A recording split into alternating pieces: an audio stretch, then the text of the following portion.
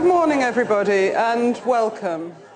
Thank you all very, very much for joining us here today at this incredibly important discussion about our NHS and our future.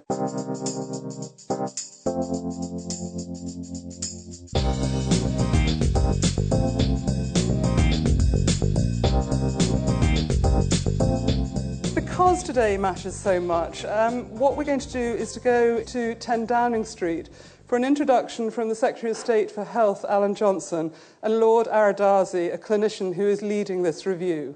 We want to engage with you, the public, patients and staff in the NHS, about how we can focus on the thing that the people in the NHS care most about, which is patient care, how we can improve patient care, how that can be clinically driven, locally led.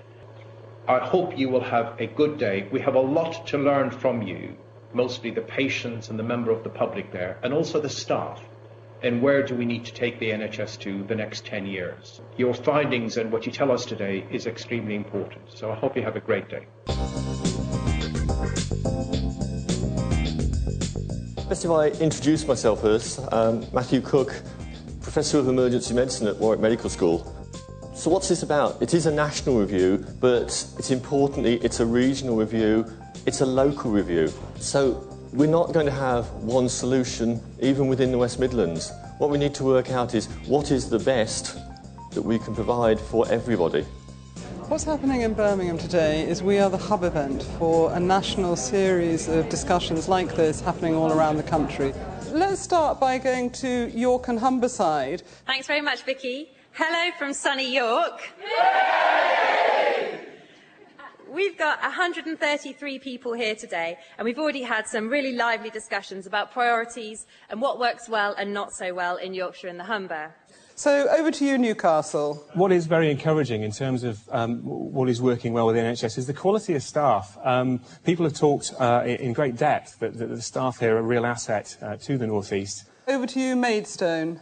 We had very strong support for the NHS concentrating on childhood obesity as a major issue. I think that's probably it from us here in Maidstone.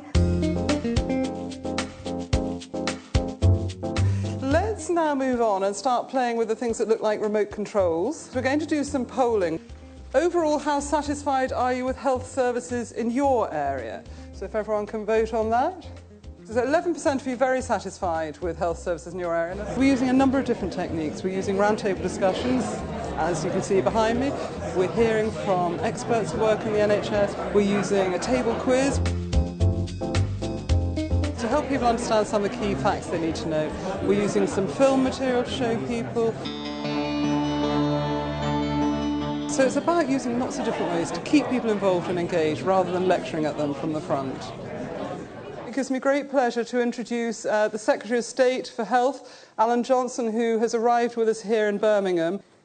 I've just done some stuff with the media, and a very fair question was, why are you doing this now? My approach is we should be doing this all the time. Any organisation that doesn't listen very closely to its customers or its staff, I think, is doing things wrong.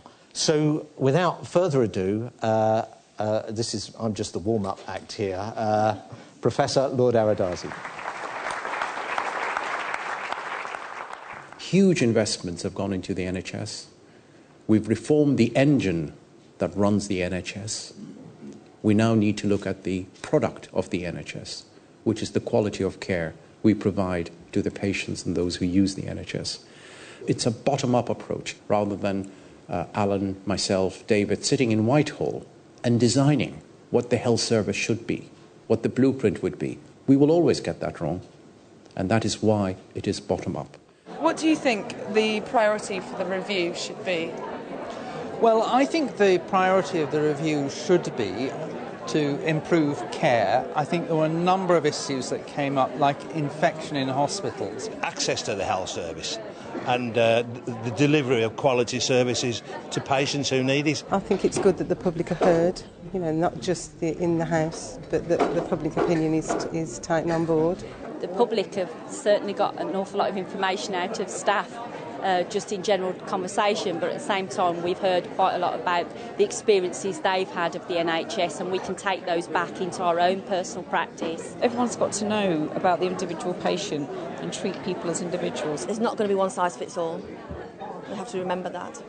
When Gordon Brown became Prime Minister, one of the first things he did was to ask Lord Darcy to lead this review.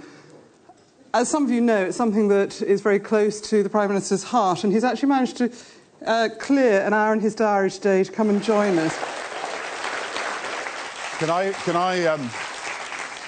say first of all what a privilege it is to be part of this debate today. Now, you may think it unusual for politicians to listen, but I do want to listen.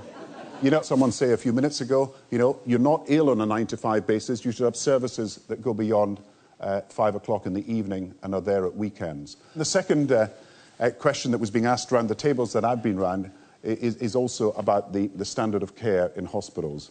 And people are genuinely worried because we have these new conditions, MRSA and C. difficile is the latest, where there are issues about the standard of cleanliness and then what we do about it. And our duty now is not just to listen to what you say, but to feed back to you afterwards and say, what have we done as a result of what you've said to us today? And over the course of the next few months, I want us to feed back to you, and you'll be able to judge whether we've listened and whether we've learned and whether we've acted on this. There are some really, I think, important themes that have come out of it for me. First of all, there's this whole issue about treatment and effective treatment, and which has come out in all of the discussions that we've had. I've also heard a lot of information about cleanliness in hospitals, the frustration of frontline staff who want to make improvements, but the system working against them. And the third thing is the whole issue about access, the way in which patients want to access services, and some fantastic examples of really innovative practice across the system.